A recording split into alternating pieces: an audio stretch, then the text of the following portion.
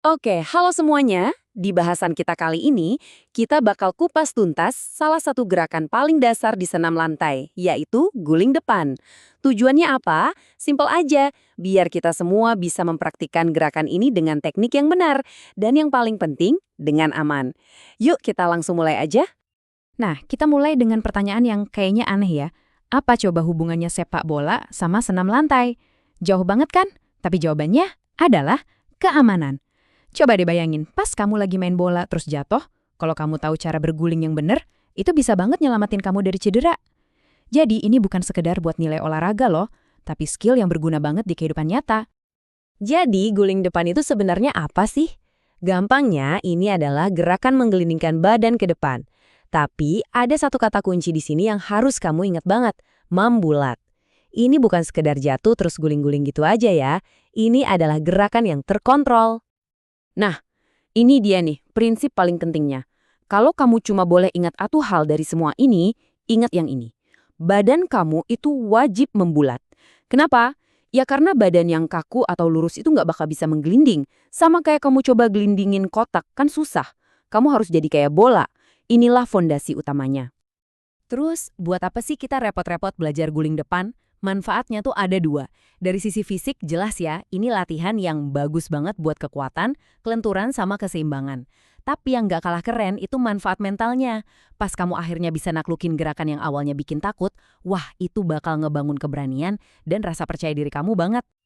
Oke, teorinya udah dapat ya. Sekarang kita masuk ke bagian yang paling seru nih. Gimana cara melakukannya dengan teknik yang benar? Yuk kita bedah gerakannya satu persatu. Eits, tapi tunggu dulu. Sebelum kita lanjut, ada satu aturan yang gak bisa ditawar sama sekali. Jangan pernah, sekali lagi, jangan pernah coba gerakan ini di lantai yang keras tanpa matras. Matras itu sobat terbaik kamu di sini. Dia yang bakal melindungi punggung dan kepala kamu. Ingat ya, keselamatan nomor satu. Oke, siap? Kita urut gerakannya. Langkah pertama, jongkok dulu, terus taruh tangan di matras selebar bahu. Langkah kedua, ini super penting. Tekuk dagu kamu sampai nempel ke dada. Ini buat ngelindungin leher. Langkah ketiga, kasih dorongan yang mantap pakai kaki kamu buat mulai gerakannya. Langkah keempat, pas lagi ngeguling, pastiin badan kamu tetap bulat kayak bola. Dan terakhir, mendarat lagi di posisi jongkok, terus langsung berdiri tegak tanpa dorongan tangan. Kebanyakan langkah buat diingat? Tenang, ada cara gampangnya. Ingat aja 3 kata sakti ini. Tekuk dagu, bulatkan badan, dorong. Kalau kamu ingat 3 hal ini, guling depan kamu pasti bakal mulus. Tahu cara yang benar itu penting. Tapi tahu apa yang harus dihindari, wah itu bisa jadi lebih penting lagi. Sekarang, yuk kita bahas kesalahan-kesalahan yang paling sering kejadian biar kamu bisa menghindarinya. Nah, perhatiin baik-baik ya. Ini dia biang keladi kegagalan guling depan. Pertama, pakai puncak kepala sebagai tumpuan. Ini bahaya banget. Kedua, posisi tangan yang salah, entah terlalu lebar atau sempit, bisa bikin gulingan kamu jadi miring. Ketiga, dorongan kakinya kurang kuat, alhasil kamu malah berhenti di tengah jalan. Dan terakhir, badan kamu keburu dibuka sebelum selesai gulingannya, jadi gagal deh mendarat dengan sempurna. Coba deh lihat perbandingan ini. Jelas banget kan bedanya antara yang aman dan yang bahaya?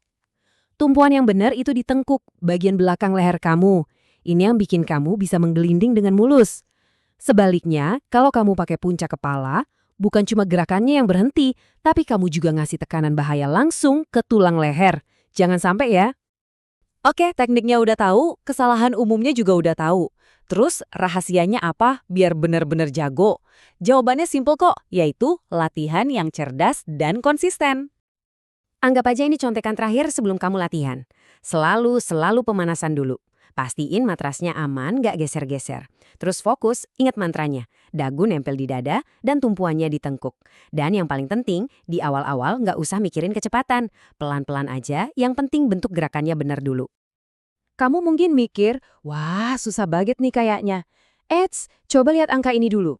Dalam satu sesi latihan yang bagus, targetnya itu 80% peserta bisa melakukan guling depan dengan benar.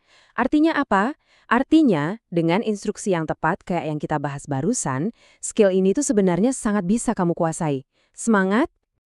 Jadi, guling depan itu adalah gabungan dari teknik yang pas, sedikit keberanian, dan latihan yang aman. Dengan menguasai prinsip tubuh membulat dan tumpuan ditengkuk, kamu bukan cuma belajar senam, tapi juga belajar cara melindungi diri sendiri. Guling depan udah ditanya nih. Pertanyaannya sekarang, siap buat tantangan selanjutnya? Mungkin guling belakang?